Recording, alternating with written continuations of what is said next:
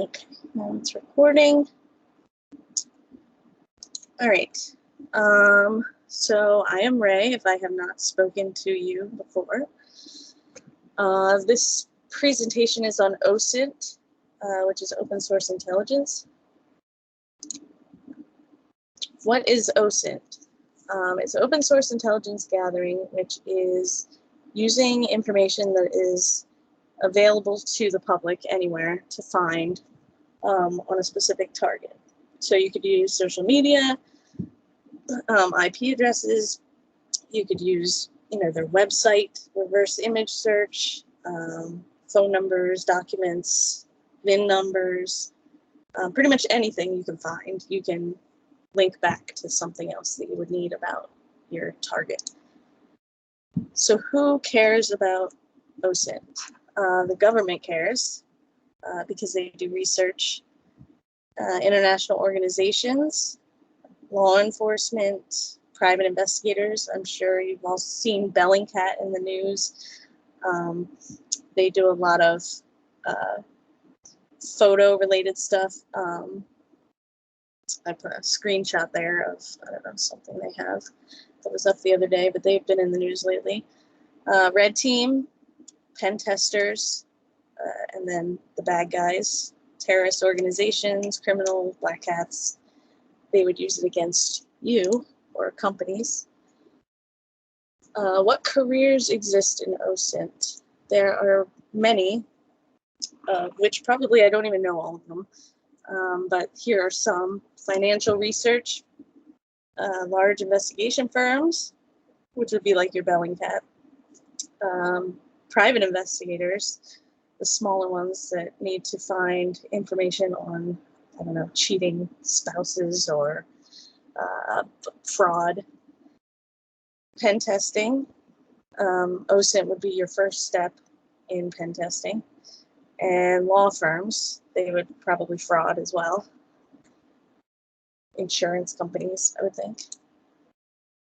So the disclaimer for everybody, this is for educational purposes only. Please do not do anything creepy to anybody without consent. All right, so before you start, you should set up a virtual machine, whether you use VMware or VirtualBox. Virtual machine will allow you to take snapshots of where you're at. If you screw something up, you can restart it and set up a new machine. It's better than using your personal machine. You can install a Linux distribution that is specifically for OSINT called Buscador. It has all the tools pre-installed, as you can see in this screenshot. There's plugins for Firefox, Chrome, Tor is in there. They're all pre-installed, so all you have to do is have this, and I mean, tools are only one step of it, but they're all there, so you don't have to go looking for them. And then second, set up all fake social media accounts, because you don't want to use your own, because no matter how hard you try with your own, you're going to show up on a friends list or a suggestion friends in somebody's list at some point. And if you know them and they know you, they might figure out that you're looking for them. So to create burner profiles, you'll want to create a fake email account. Now this all sounds like a lot of work, but you figure if you're doing things when you're looking into people, you probably don't want them to know. So it's worth the setup to not be caught.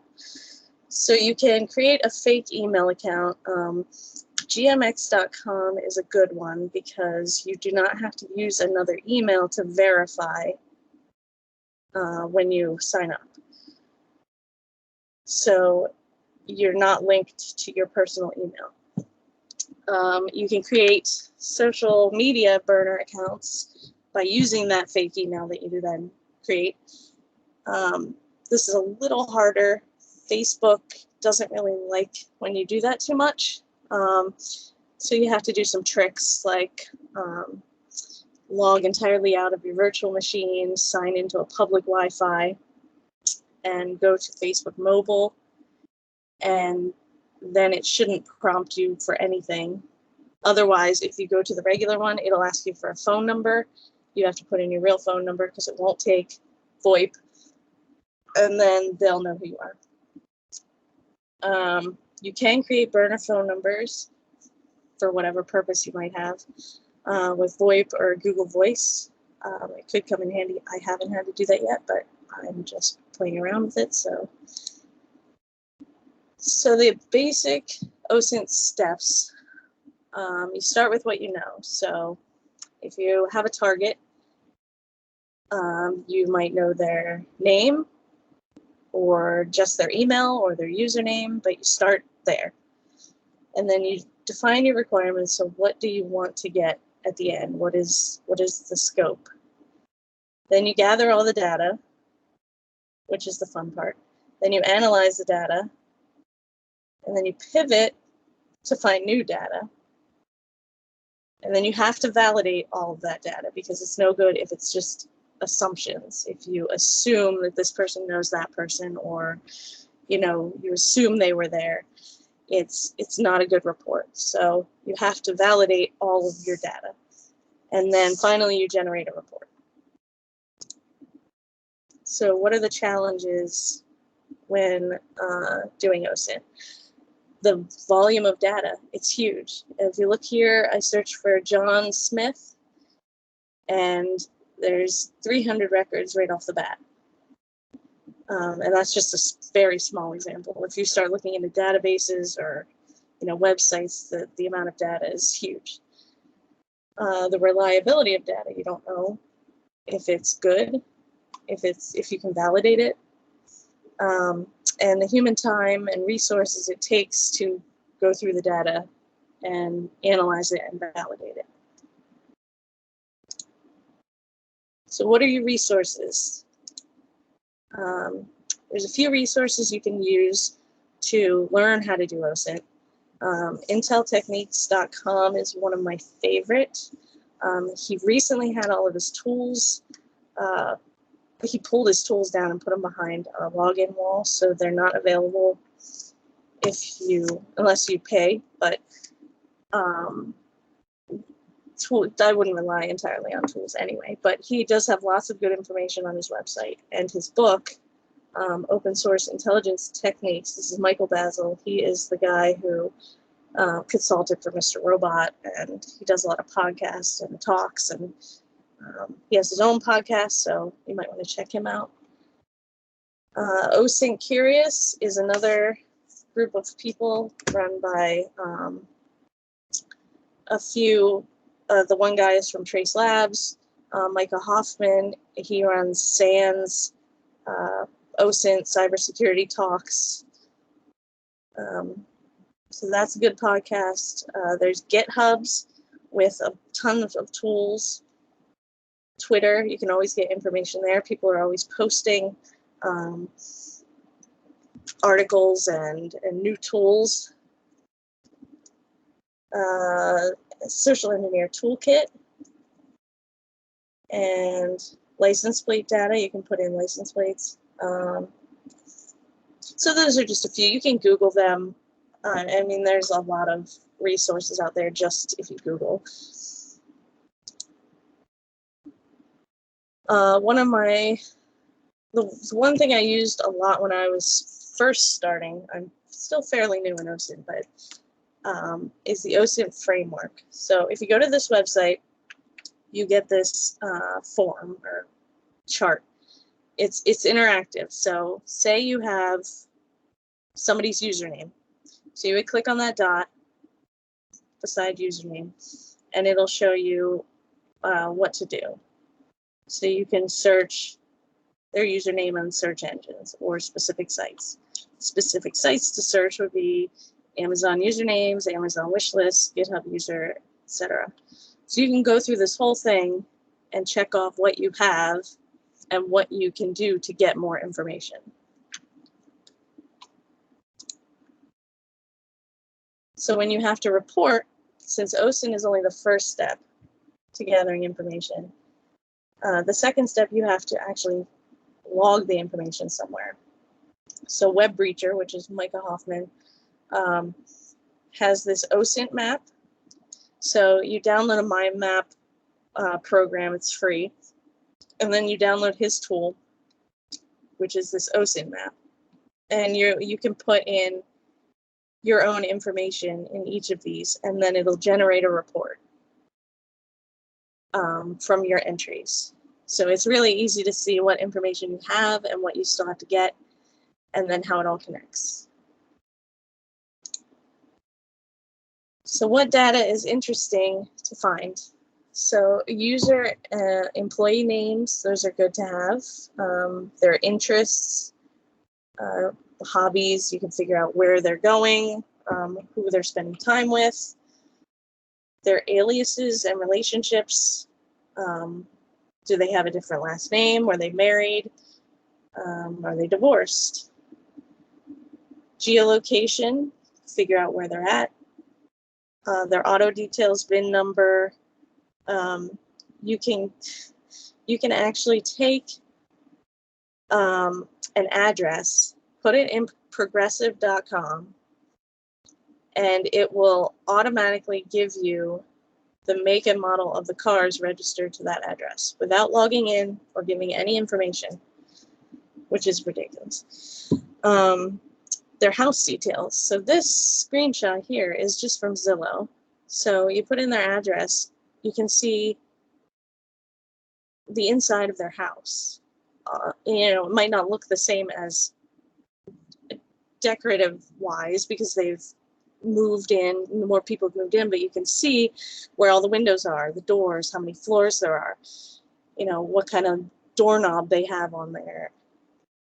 Do they have a fence? You can see their house prices, the square feet. That's a lot of information. Social media. So this page here, I'm not friends with this person, and this is all the information I can see. I can see the company that they work for, the websites that they run, where they went to school, where they live, that they're married. If I clicked on relationships, I could see who their kids are. That's all information that you can then use to find more information. And if you look at the source code, you can see here that you can find their entity ID, which is their user number. So each person on Facebook, you can change your username to whatever it lets you, but you can't change your user number.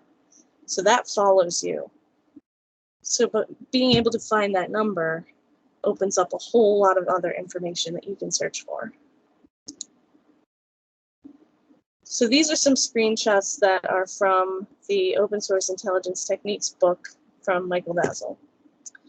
They're just going to show you another way to go through finding information. So for instance, if you have their real name, you can go through Twitter, you can go through Facebook, you can do Facebook password reset, you can get their Facebook profile, username. It just shows you how you can go through the steps. People search engines. You can find so much information there. It's insane. I implore you to go out and do a search on yourself on these sites and see what shows up, because it's an incredible amount of information, from email address, age, all your names, your relatives' names, your associates, for free. You don't even have to log in. Here's another one. If you have their location, what you can do, you can use their GPS coordinates, which you can plug into Twitter and find their Twitter accounts, which might lead you to other social networks and other apps, which could lead you to a username. It just opens up as you go. Same with telephone number. There's a lot you can find out with telephone number. You can put it into a Facebook search. You can use it in other social networks. You can use it in programs that are installed in Buscador. Google Dorks is another thing. I'm not very good at these, but there are whole websites and books dedicated to the different queries that you can put into Google to find specific information. And these are just a few. Info : gives you info about whatever web page you put after it. Link : lists all the web pages that link to that page. Site : restricts the results just to those websites. And in URL restricts the results to documents containing that word in the URL. So if you were looking for company stuff, Google Dorks would probably be very helpful. So I'm going to do an example here. I'm not going to go too deep because I could go on forever. But so Mike Patton, I don't know if you guys know him, but he is the singer of Faith No More, and he's my favorite band leader. So we're going to see what we can find on him. So I know from Wikipedia that his wife's name is Christina Zucatosta Patton. So I put her in to one of those people search. I found her phone number, her age. Now these are VoIP numbers, but this looks like her home phone number. Now again, we can't validate right now that that is a true number, that is valid and useful right now, but it's still her phone number. Her current address and her previous addresses. And I know they live in California just from interviews and stuff that I've seen. So I put in her address. I can see her entire house. I can see the estimate. Now, if I was a bad guy, I now have the entire layout of her house. And if this, I don't know that this is her stuff in there, but I mean, it very well could be. You have a street view. You can do Google Earth. So from there, I found him because they're connected. So I see his age, his current address. I believe they're divorced, so they probably do not live together. His landlines that are registered. And it offers a full background report, but you have to pay for that. So here's a picture of her on her Facebook page. So what can I get from that? Real quick, I can see that this person here is named Carol Patton. So I assume they're related to Mike Patton. Great pick, sweetheart. So that's his mother and his father. So now I know what they look like. I know their names. I know where they live. I know what their house looks like. I know their phone numbers. I know their employment. I know he's a basketball coach.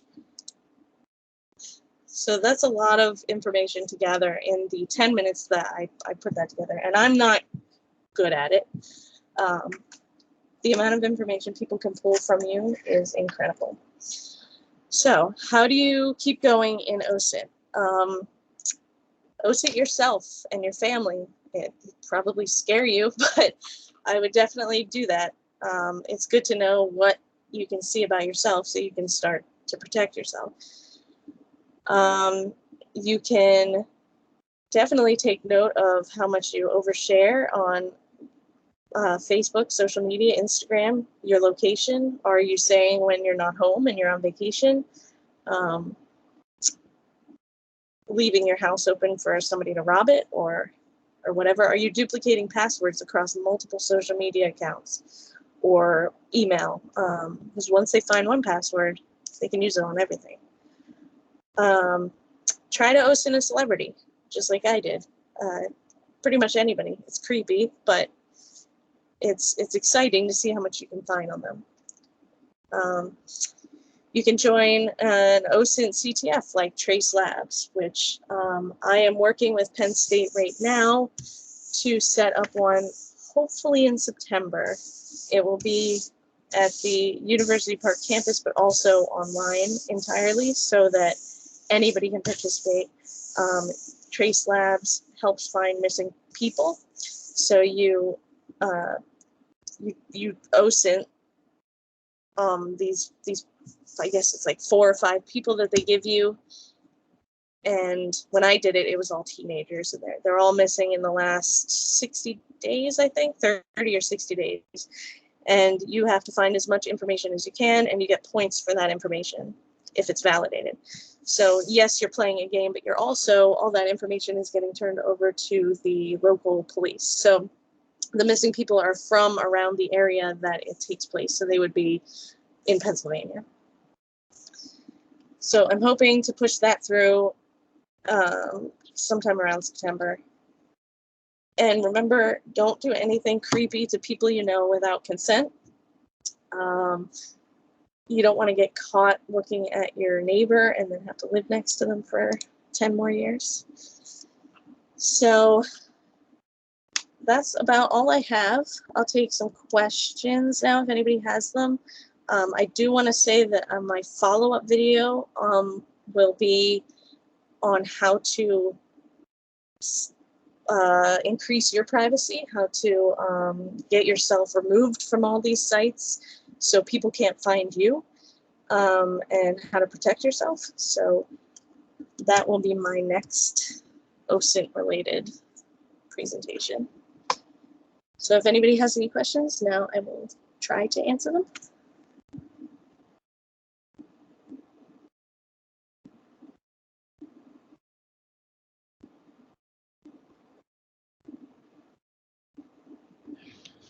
Hey Ray, so have you found my Facebook account yet?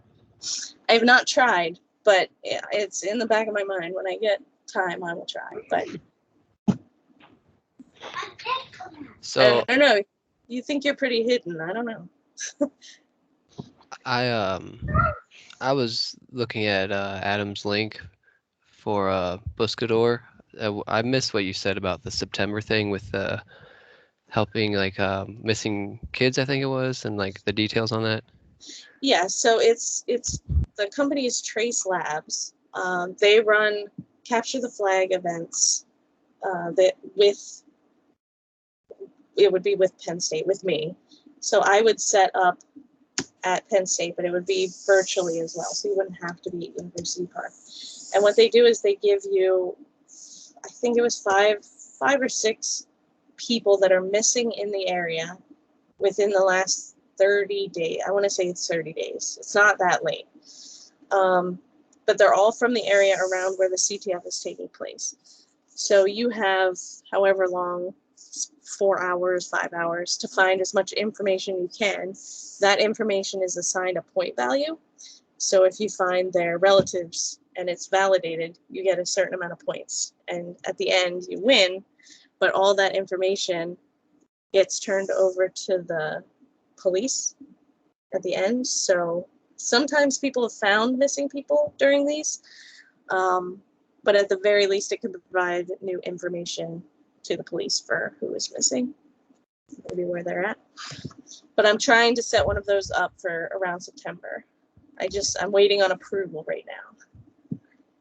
Oh, okay. Yeah, I would definitely be interested in that. Yeah, I did one at the Layer 8 conference, what was it, 2 weekends ago, and it was really fun. They were all kids, but we didn't find anybody, but it was a very interesting experience.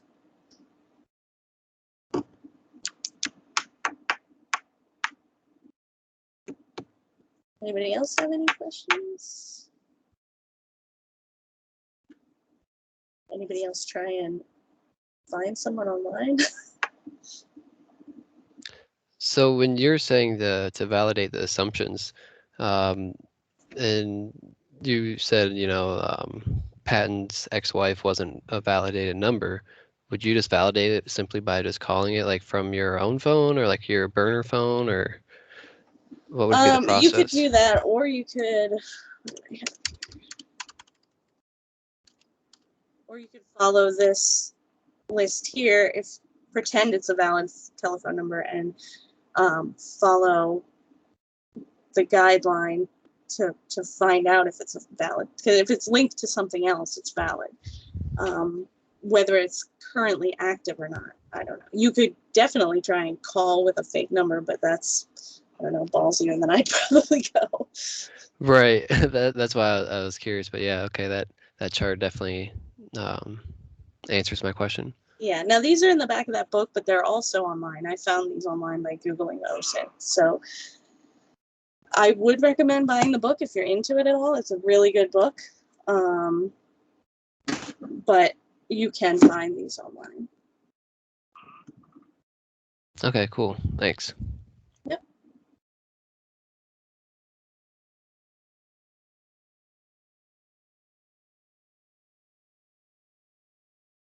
Anybody else? Last call. Adam, you find anybody online? Oh, I'm not creepy like that. I don't kind of thing. Yeah, he's looking me up right now. 732 Evergreen Terrace. Yeah.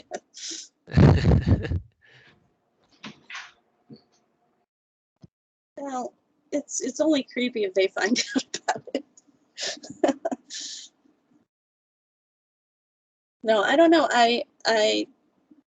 I'm very interested in it. I don't know. It borders on investigation, and I always wanted to do that, but not be a cop because I would be a terrible cop. So it like satisfies that from my desk.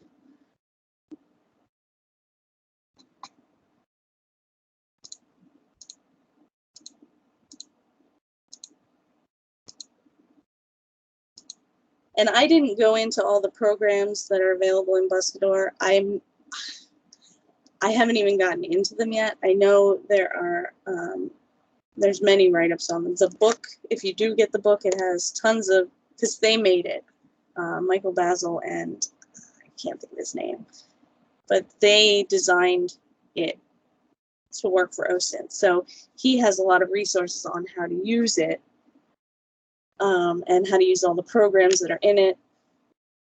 Some require coding, some don't. Some are just plugins for Firefox or Chrome.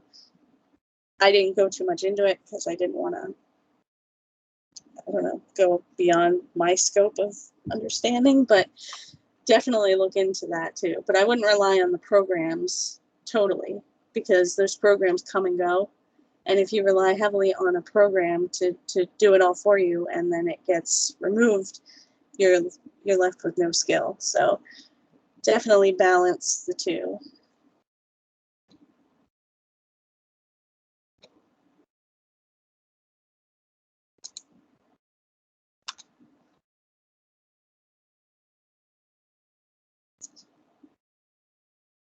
All right, anybody else before I end? Nothing here. Thank you, Rae. All right, thank you guys for coming out. And I will follow up with another presentation. Make sure you post something about it in Teams, try and get people to talk. I think that would be good for the club overall, but thank you. Yeah. Joe, I don't know how to pronounce his name, but in the chat, someone had a question. He joined late. That's right. The only ethical use case. No, it could be used like Jesse said, it could be used as a private investigations. It's used for what would you call it, counterterrorism. They use it to figure out where terrorist cells are located by geolocation and talking and their social media accounts, stuff like that. That's more of a government job. But I think there are plenty of ethical uses for it. Not always ethical, but a lot of it is investigative use. So hopefully that answers your question.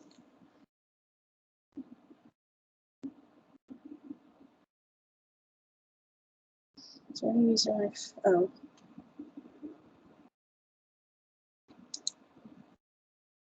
Yeah, I don't know why it doesn't require the verification with the mobile version. That is actually a suggestion that is in this book. I tried it from home and it didn't work for me, but it was still on my network, so I would have to, I don't know, go to a coffee shop or something and try it, and then it should work. If it doesn't work, Facebook doesn't like something on your computer, whether it's your connection or whatever. It's seeing that there's something fishy. But I don't understand what Facebook does half the time, so. They did just recently remove a big OSINT tool, which was their graph search, which led to a lot of information. They pulled that down in the last 2 weeks, I think. Also, a lot of Twitter, OSINT-related Twitter accounts were pulled down. There's a lot of weird shakeup going on in the OSINT community right now.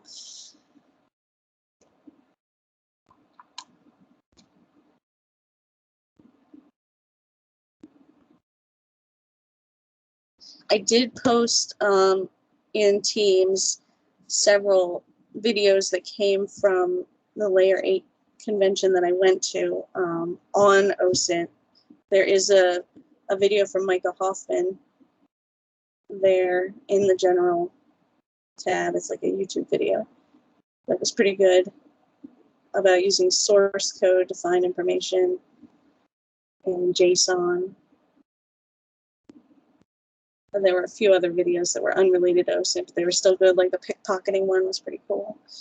There's a social engineering one where she had to go to DEF CON and she had to go in the booth and convince someone at a company to click on a URL and a bunch of stuff for points, and she ended up winning. That one was pretty cool. So check that stuff out. Start some sort of conversation. That would be great. And thank you, everybody, for coming. Yeah, thanks, Rae. Yep, no problem. Thanks, you. Rae.